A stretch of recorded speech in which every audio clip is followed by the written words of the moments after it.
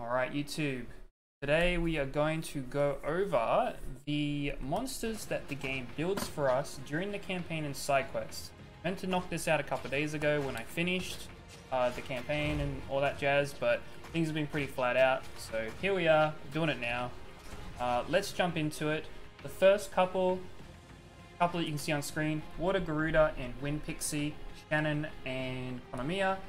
They are a little complicated, so we're going to come back to those because it does give you the resources to build them, but it's like around the same time it gives you the resources for the Light Amazon. So we're going to come back to those.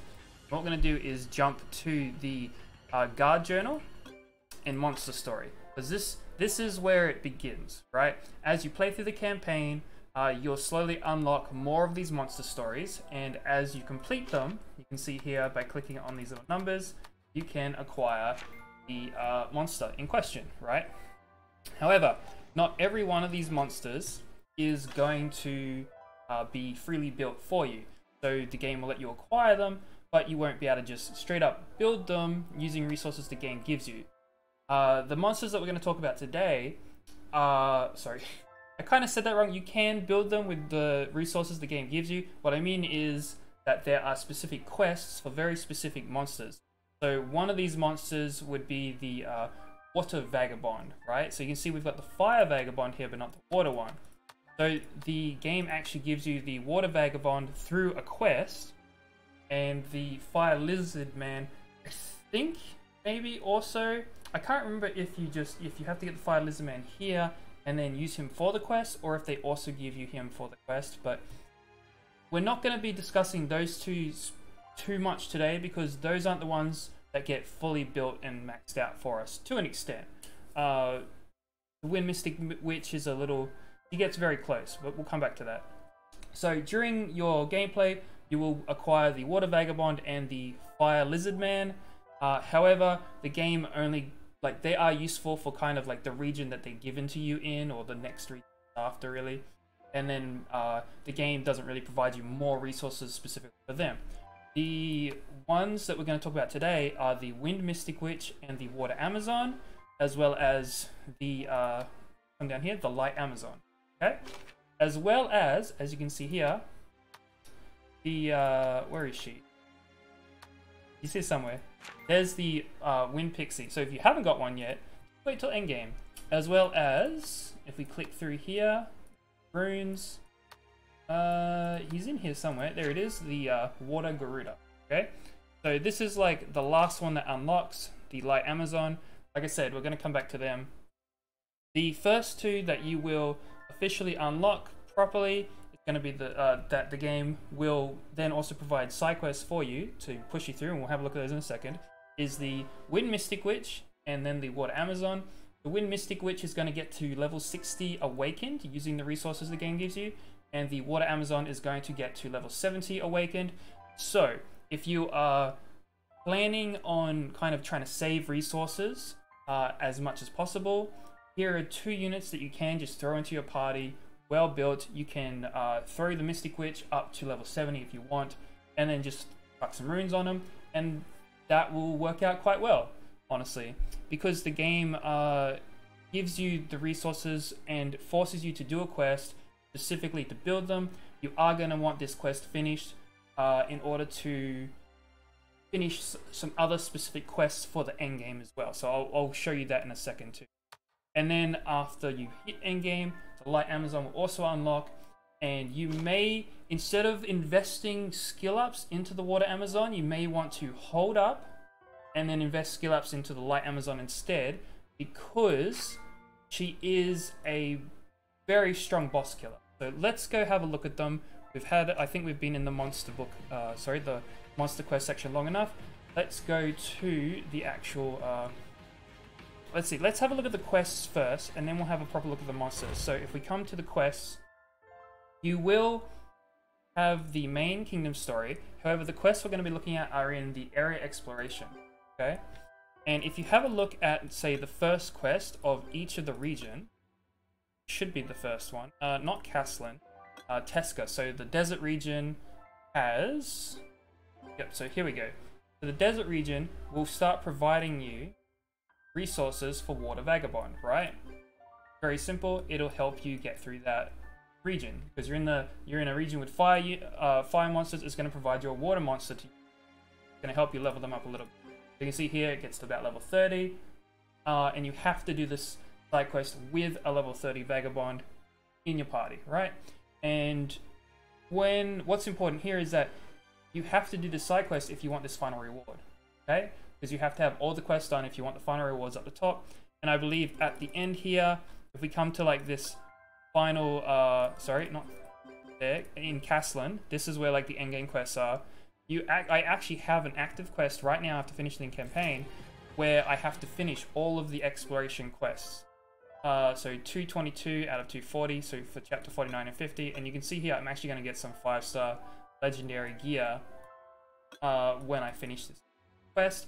However, I have to finish all of the side stories in order to do that. So it's not just for collecting reward for that side quest, it's also collecting reward for the endgame quest. You are going to have to do it eventually either way, okay? So just a heads up on that. Not really big spoilers or anything, but you are going to have to finish it, okay? Now, the Water Vagabond is halted at level 35 here. And then the next region is going to give you the Fire Lizard Man, which this region has a bunch of wind enemies in it, right? So pretty nice. And if we come to the end here, he stops about level 45, I believe. And you get to awaken him level 3 in order to finish the quest, okay? So those two, the game does let you build a little bit, but when we get to the Florence region, it will provide you enough resources to level 60 and then 5-star awaken wind.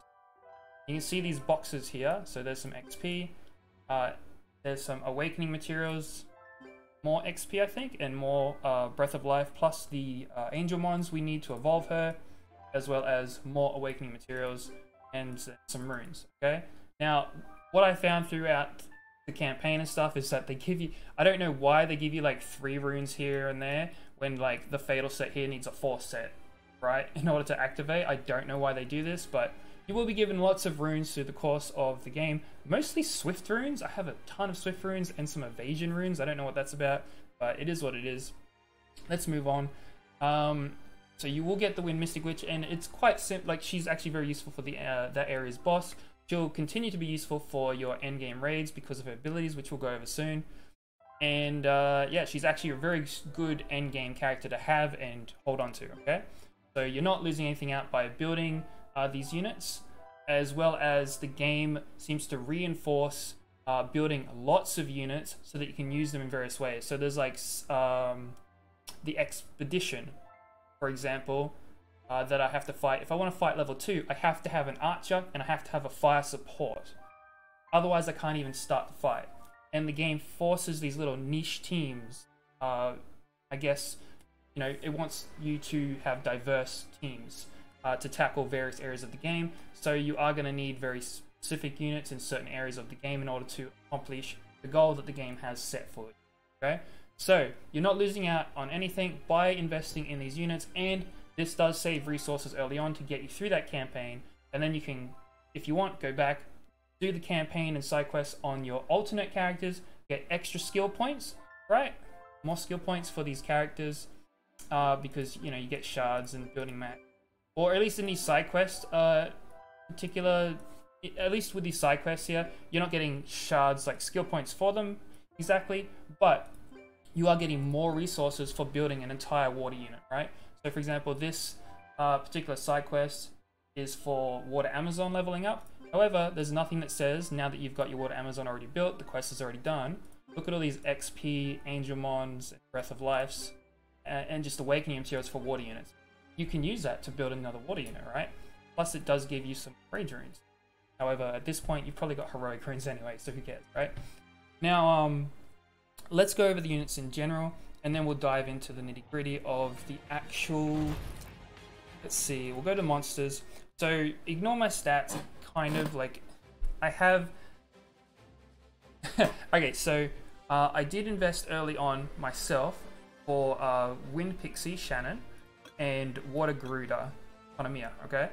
So, I actually had them built long before I got the resources, because the game does give you a ton of resources for building units. They are both 3-star, very easy to build, very easy to skill up. As you can see, I have the max skilled, both of them, and I've basically just been using these guys throughout the whole campaign. And because I personally summoned a Priz early on, I was like, hey, this guy's actually kind of cool, right? And I've actually just been using him. I skilled him up. He takes decreased damage from all the elements as a light unit. He's got a bleed here with a nice damage hit, and he has a target's max HP attack as well, so 45%. I've actually been using him for clearing through the campaign so far. However, if I hadn't summoned this guy and built him, I likely would have used Wind Mystic Witch or the Water Amazon to get myself to the end of the campaign. Because as I was saying, let's see here. I believe this is Cilia here, okay? So if you want to build like Water Pixie and Water Garuda early on, it's fine, go for it. And then once we get to Cilia and the Water Amazon, for example, right, so Ellen, now they are both 4 stars, so they're much more difficult to skill up, and that's kind of where the issue does arise and why you may only want to use them for getting through the campaign early on, and then once you've gotten all the resources for pushing through the campaign to the end of the game, the end of the campaign, maybe you want to invest in those 3-star monsters instead. It just depends on, you know, how much you're putting into the game, or if there's some very specific 4-star units that you build towards, or 5-star units even. Like, obviously we don't ever want to use Devilmon on 4-star units, so what we do with 4-star unit skill ups is up in the air, right? As you can see, I have summoned a couple of Wind Mystic Witches, or at some point before as well, so I don't know. Now, something that is kind of special here is that for the Water Amazon, I do actually have some more skill ups. So you can see I have summoned her a couple of times. However, you can see there's actually a couple light Amazon pieces here too, and we'll get into that in a minute. But I just wanted to show you guys the skills that they offer first. Okay, let me go to the skill info. So what the Wind Mystic Witch is going to do is going to have unrecoverable for 10 seconds and damage up for 10 seconds. She's going to do a bit of damage. She's going to be it's going to be helpful for the area boss that you get her for in. All right, the region boss, as well as for some raid bosses and dungeon bosses and stuff as well. And she also replaces defense up with defense.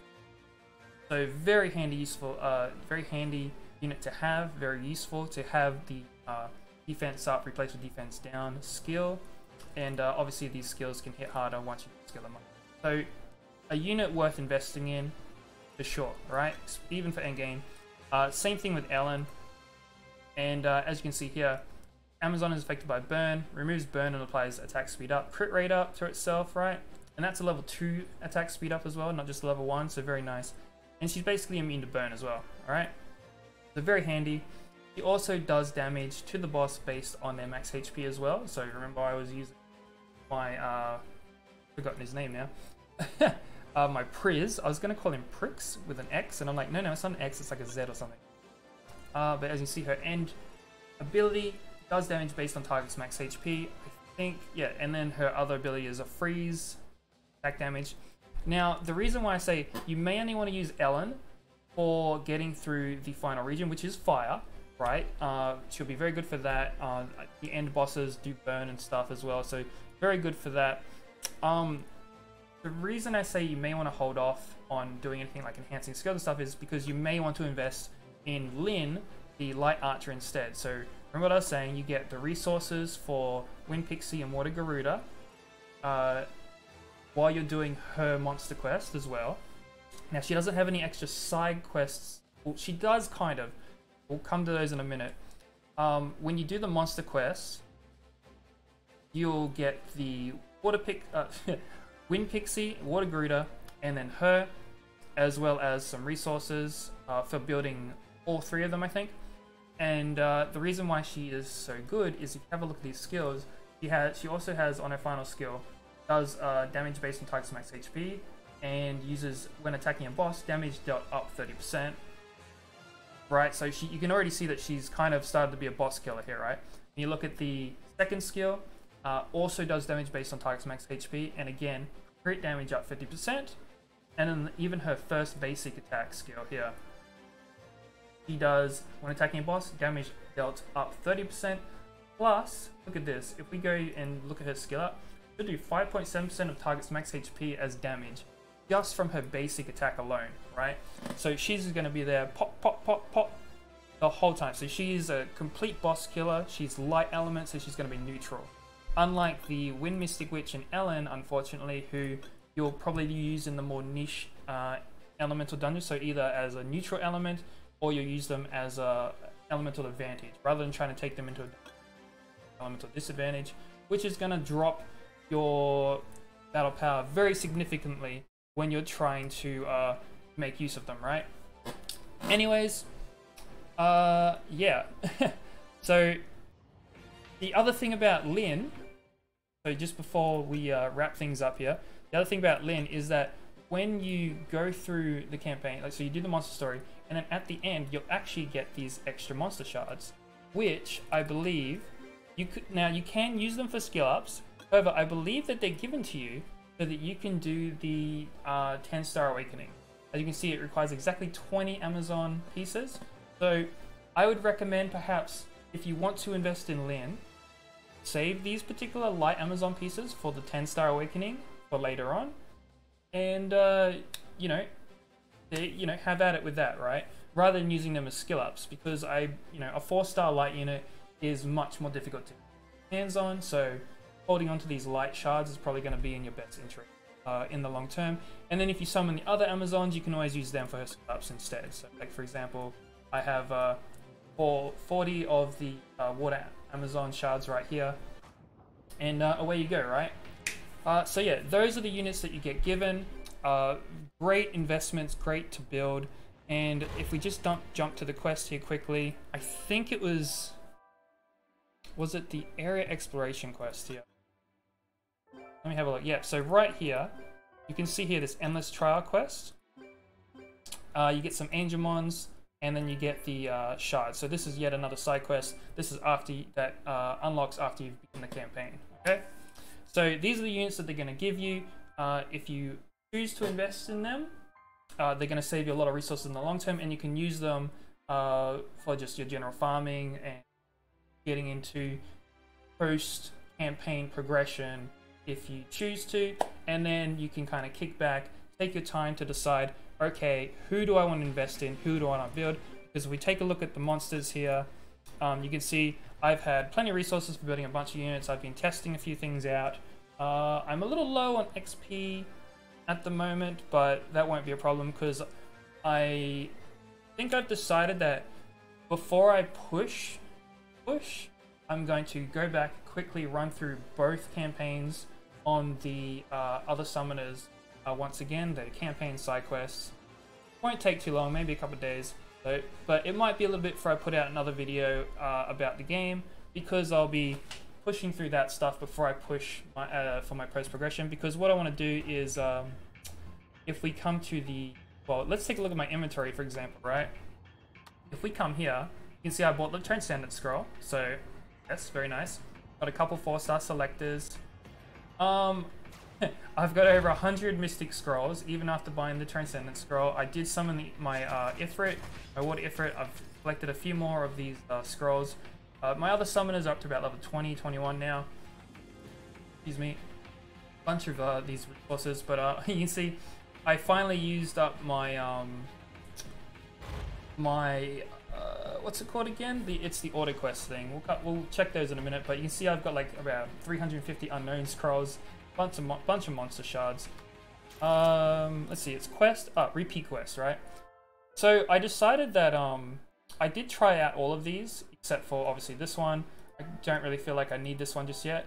And what I've actually done is I've invested in Calming the Disturbance. I feel like this is probably your best bang for buck currently, because you are kind of guaranteed the growth, unknown scrolls, and the breath of life in pretty much every run. And I did this one so that I could get a whole bunch of Path of Growth tickets to then use in the dungeons later, versus so if we go to Path of Growth, so you can use them in all 3 of these dungeons. One of them gives you XP, one of them gives you gear. Let's see, where are we at? Like 13, 14, one of these. I gotta keep pushing that.